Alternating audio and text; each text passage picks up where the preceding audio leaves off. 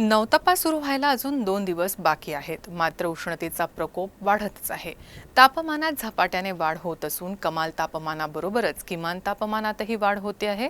अशा स्थितीत नवतपाच्या आधी विदर्भाची ही स्थिती असेल तर नवतपाच्या काळात किती उष्णता असेल याची चिंता आतापासूनच होऊ लागली आहे. तापमानात झपाट्यानं वाढ होत असून कमाल तापमानासोबतच किमान तापमानातही वाढ होते आहे. राज्याच्या काही भागात उष्णतेची लाट येण्याची शक्यता हवामान खात्यानं व्यक्त केली आहे. विदर्भातील अकोल्यात बुधवारी सर्वाधिक तापमानाची नोंद झाली. बुधवारी अकोल्यात 44.8 अंश सेल्सिअस कमाल तापमान नोंदवण्यात आलं. हे यंदाच्या हंगामातील आतापर्यंतचं सर्वाधिक कमाल तापमान आहे. तर गुरुवारी सकाळी किमान तापमान 30.2 अंश सेल्सिअस नोंदवण्यात आलं.